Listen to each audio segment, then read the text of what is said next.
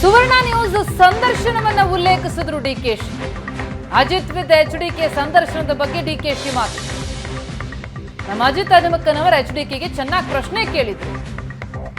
ಹಾಸನದಲ್ಲಿ ಪ್ರಜ್ವಲ್ಗೆ ಟಿಕೆಟ್ ಕೊಡೋ ಬಗ್ಗೆ ವಿರೋಧ.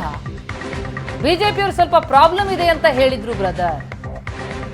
ಐ ವಿಲ್ ಟೇಕ್ ಕೇರ್ ಅಂತ ದೊಡ್ಡವರು ಹೇಳಿದ್ದಾರೆ ಅಂತ ಕುಮಾರಸ್ವಾಮಿ ಹೇಳಿದ್ರು ಅಂತ ಕುಮಾರಸ್ವಾಮಿ ಶೈಲಿಯಲ್ಲೇ ಎಚ್ಡಿಕೆಗೆ ತಿರುಗೇಟು ಕೊಟ್ಟಿದ್ದಾರೆ ಡಿಕೆಶಿ.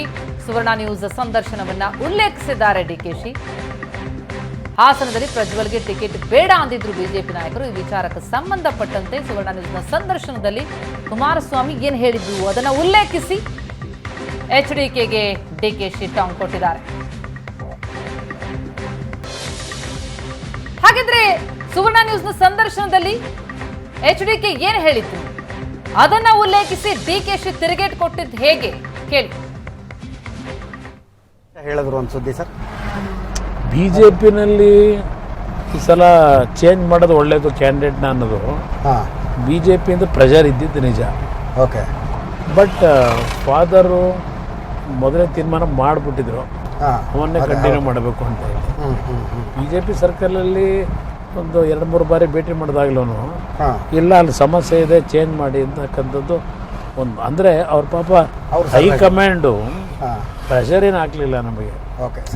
ಇಲ್ಲಿ ಲೋಕಲ್ ಲೀಡರ್ಗಳದ್ದು ಬೇರೆ, ಅವರು ಈ ಥರ ಹೇಳ್ತಾರೆ ಸ್ವಲ್ಪ ನೋಡಿ ತೀರ್ಮಾನ ಮಾಡ್ಕೊಳ್ಳಿ ಅಂತ ಅವರು.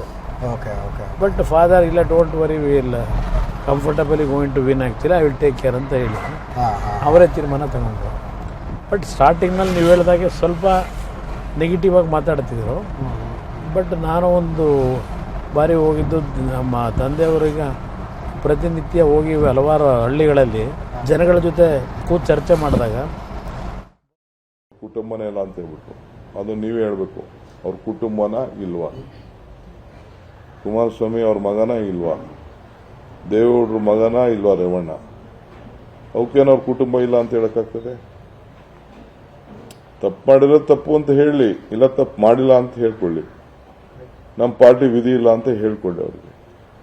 ಅವ್ರು ಮೊದಲೇ ಹೇಳಿದ್ರಲ್ಲ ನಮ್ಮ ಕುಟುಂಬದಲ್ಲಿ ಯಾರಿಗೂ ಟಿಕೆಟ್ ಕೊಡೋದಿಲ್ಲ ಅಂತ ಹೇಳಿದ್ರು. ಆಮೇಲೆ ಇದು ಸುವರ್ಣ ನ್ಯೂಸ್ ಎಲ್ಲಾನು ಹೇಳವ್ರೆ ನಮ್ಗೆ ಇನ್ಫಾರ್ಮೇಶನ್ ಇತ್ತು ಅಂತ. ಅದೇನೋ ಗಾಡೀಲಿ ಓಡಾಡ್ಬೇಕಾರೆ ಅವರು ಅಜಿತ್ ಅವರಿಬ್ರು ಏನೋ ಸಂಭಾಷಣೆ ನಡೆಸವ್ರೆ.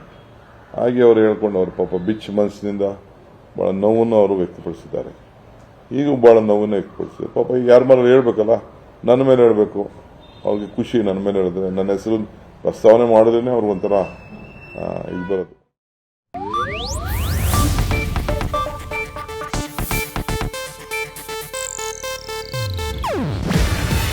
ಇದು ಏಷ್ಯಾನೆಟ್ ನ್ಯೂಸ್ ನೆಟ್ವರ್ಕ್ ಪ್ರಸ್ತುತಿ. ನೀವು ನೋಡ್ತಿದ್ದೀರಾ ಏಷ್ಯಾನೆಟ್ ಸುವರ್ಣ ನ್ಯೂಸ್.